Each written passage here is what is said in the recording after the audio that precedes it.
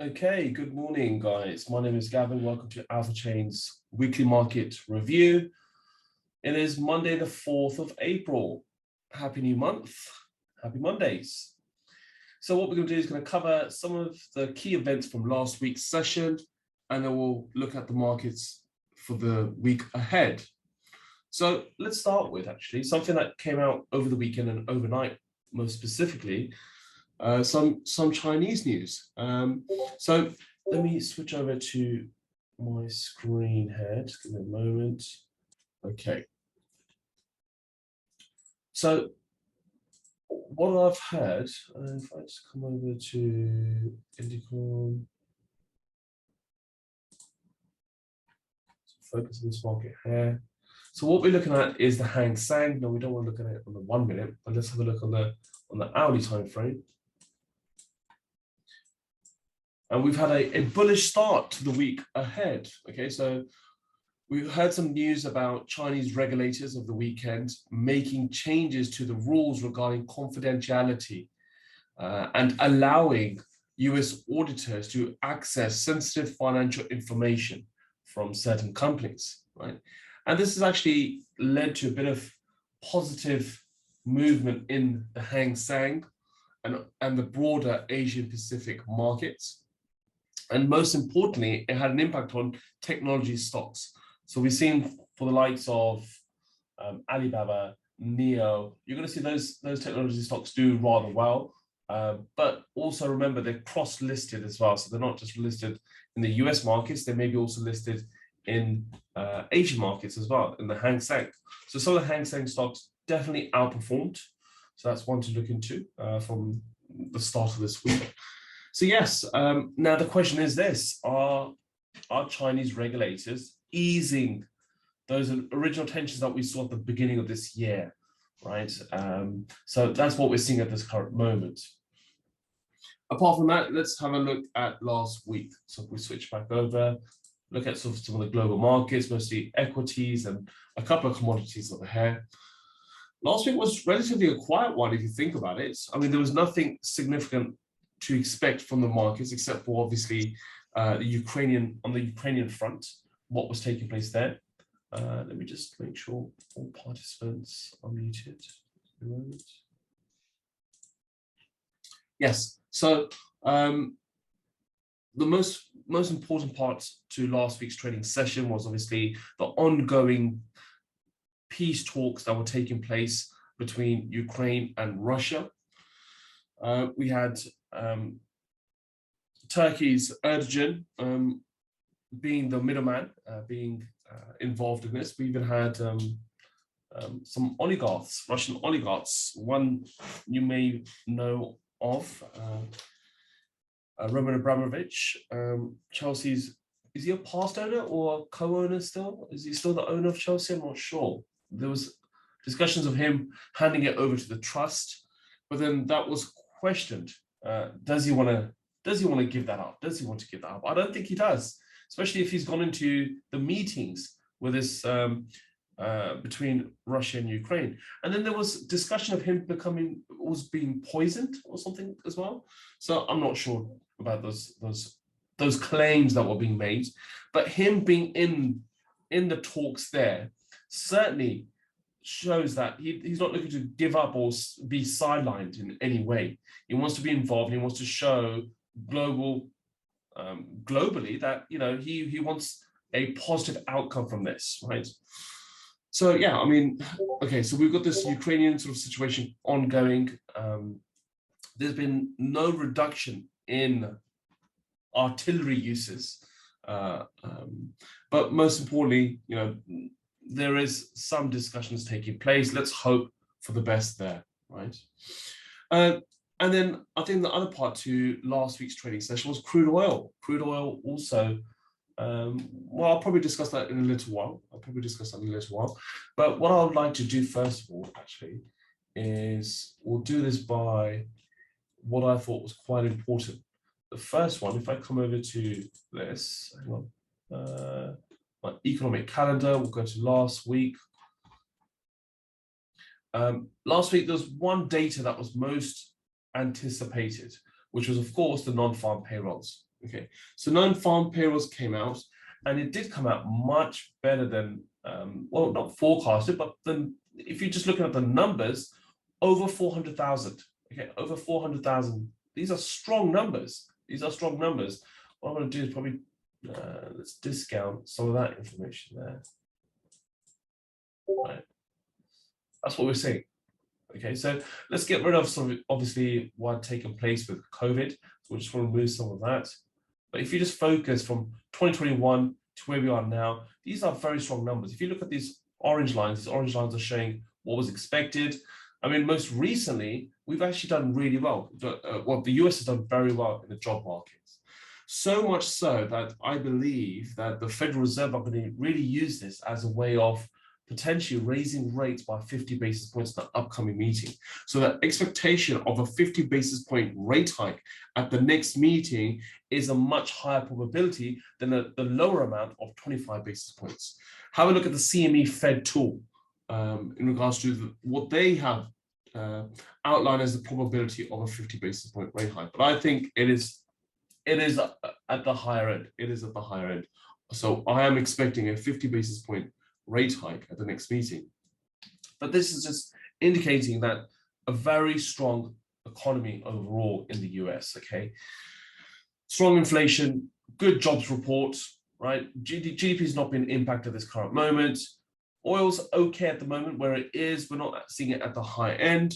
And we'll discuss what the US did to ensure that oil stayed where it is at this current moment. But yes, certainly we are expecting the Federal Reserve to have a more hawkish policy of not only a 50 basis point rate hike, but there's going to be discussion of a balance sheet reduction, okay, just so that they can control these inflation levels. So that was sort of a key outcome from last week's session. Now, maybe switching back to the markets, I might actually change my screen a little. Just give me a moment. Let's shift over to this screen there.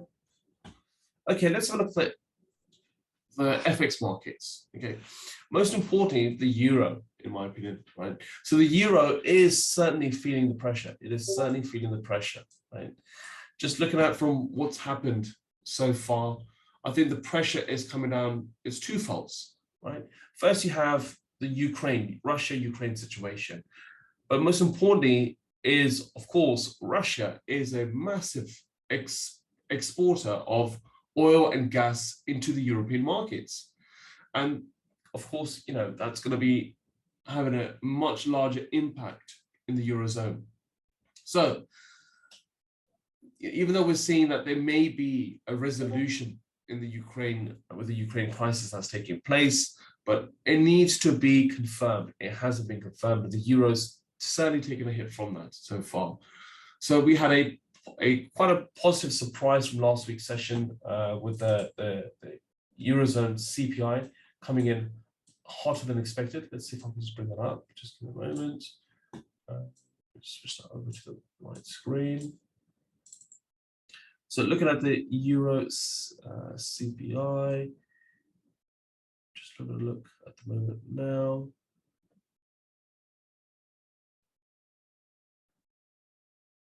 So it's so the EU CPI came in significantly hotter than expected. Just a quick look through. Where is it? If you guys can sort of find the figure, I can't quite find the figure at this current moment. Where is the EU CPI figure?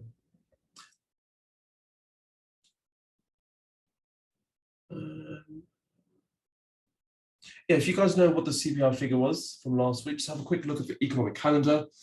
But yes, we had a hotter than expected CPI, which also pushed the euro as it is. And what the money markets are expecting now. So this is the key part here, right? Is that we know inflation is at these higher levels, right? So 30, 40-year highs and so on, right? At the same time, you've got the energy crisis that's occurring in the euro area, right? But what markets are now looking to price in is what the ECB are likely to do, right? And the ECB is chaired by Christine Lagarde, and she's come out previously very very sort of neutral. I would say neutral to dovish rather than hawkish. But it is expected that they will raise rates 3 times in the upcoming year. Okay, so there are money markets are pricing in 3 rate hikes for the ECB. But the euro is going to be impacted by the energy crisis that we're seeing at this current moment. So for that to be priced in, it's a little bit early. I think the markets are more concerned about what's taking place with Russia, how it's being impacted because of the commodity prices, and it's not going to impact in inflation levels. So euro is probably one area that I'm concerned about. The pound, not so much more, right? So the pound, if I just refresh this, looking at the pound, there is some strength there, but we're at these lows as well, and it's mostly trading sideways. So I can't see any significant highs or lows being broken as of yet. Just look at the round numbers, be aware of that. We're around the 130, 150 handle. Yeah, I don't think there's much to discuss in regards to the pound. I think we should switch over to the oil markets. Let's have a quick look at the oil markets. I'm going to share my screen. Okay, let's bring up oil. So oil is trading around the $100 mark, or just above the 101 handle. Now, a bit of a whipsaw, as you can see for the last few weeks, right? A bit of a whipsaw taking place in the last few weeks. So there's clearly volatility, right? There is clearly volatility in the oil markets. There are big weekly movements occurring, uptrend, downtrends occurring. It's great to be able to trade markets, but you've got to just be wary of incoming information. Okay. So last week, commodities were overall on the back foot, and obviously crude oil was leading that, and that was largely due to the US announcing a large release, a big release of their strategic reserves of oil. Okay. So yeah, I mean, this is coming on the back of course, we've had, for example, in China, we've had 2 lockdowns taking place, one in Shenzhen and then Shanghai, right? Over very small numbers of COVID, okay? Small cases in COVID. But those lockdowns do have a huge impact on the oil markets. And then you have, of course, the US coming in and announcing a large release of their reserves. So that's allowed the oil price to come back and test the $100 mark. The question is, where do we go from here? Where do we go from here? You've just got to be mindful of sort of key trend lines in place, key support levels in place as well. Sort of, as long as we stay above the $100 mark and even above the prior low, in this case around the 95 handle, we're still in a bull trend. We're still in a bull trend. But as I've mentioned previously, we've had a big swing to the high side, right? We've had this huge swing to the upside, and this gives us a big range now. So you've got a range between the 95 handle through to the 131 handle. So we could expect markets just trading between this range until we see a large enough news that will allow the markets to move any higher. I don't see that being forecasted. I don't see that happening with the information that I'm seeing around us at this current moment, especially when we're seeing these peace talks taking place between Russia and Ukraine. So yes, we could see markets just ranging in these levels for some time. Looking over to metals, and most importantly, precious metals such as gold, right? Again, mostly it's trading sideways, right? Mostly trading sideways. There's not much to really say. It just seems that there's a lot of indecision whether they should buy or sell gold. That's all it seems. We're just seeing markets in this more corrective structure moving sideways. There's no new incoming information in regards to whether you should go to safe havens or not.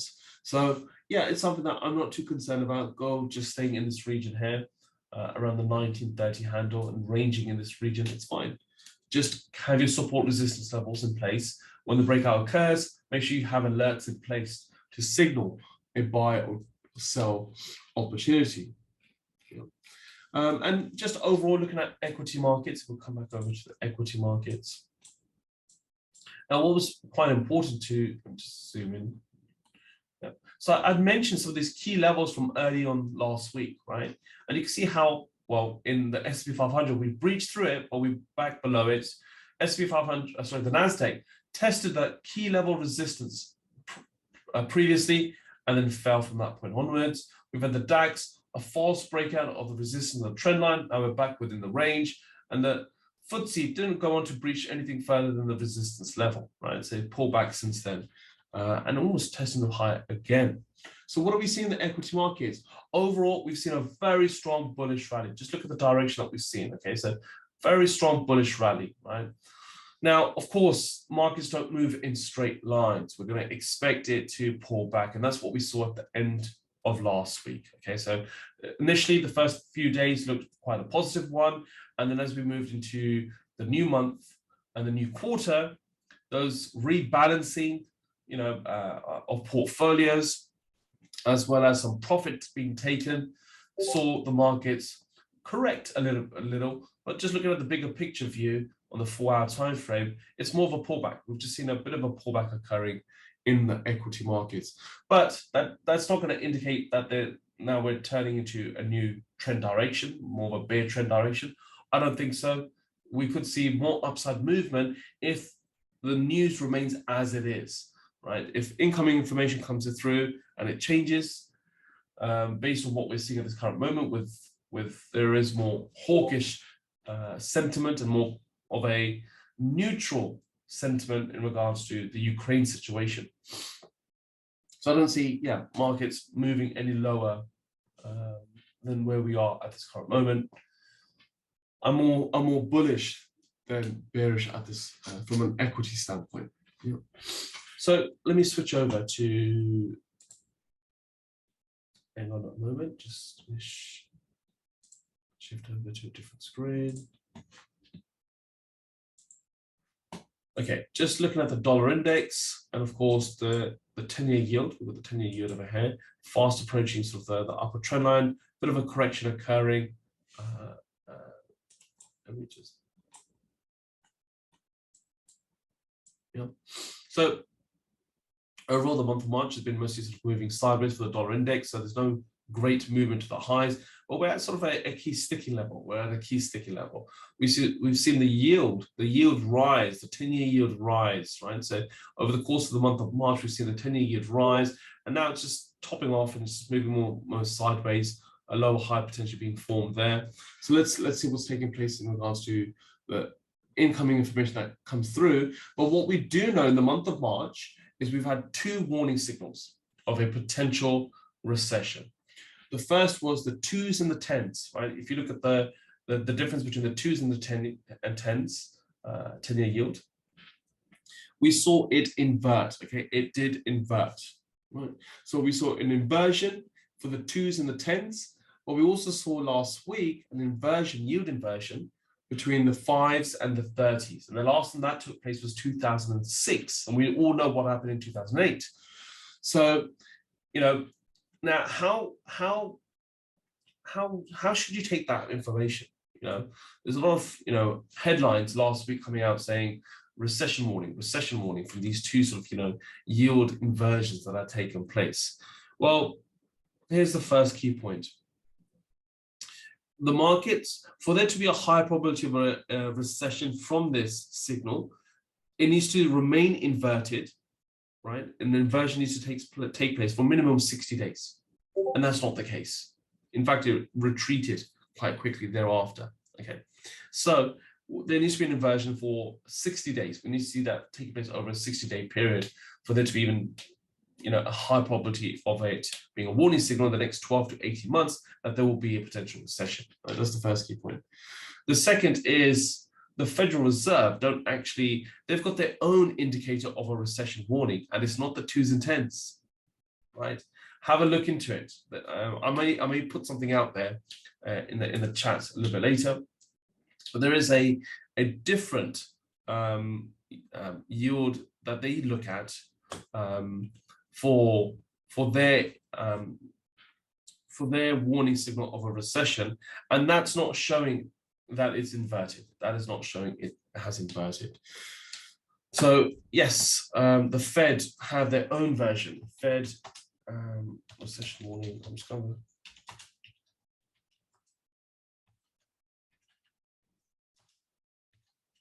If I can remember what it's. I'll have a look, but it's a it's looking at the much lower shorter term yields. And it's comparing, I believe it's the 3-month over the 12-month yield. But it's not showing any warning signals at this moment. So yeah, I don't think you should take it into consideration at this moment. I think the 2s and 10s inversion is not a great signal of a incoming recession. So yeah, it needs to remain in an inverted position for at least 60 days, really, 60 days for it to be a strong warning signal. So I wouldn't take too much away from that, right? And that was something that I was reading a lot into from last week. Okay, so let's switch over to looking at some of the crypto markets, possibly. Let's have a look at that.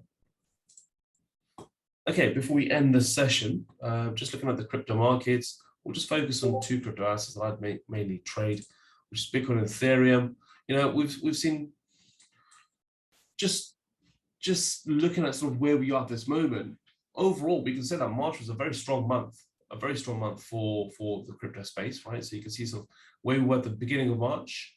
Beginning of March was sort of testing the highs around for Bitcoin, for Ethereum 3,000. Then it fell back to the lows around 2,400. Right, from that point, we've had a very strong bull run, and we've surpassed.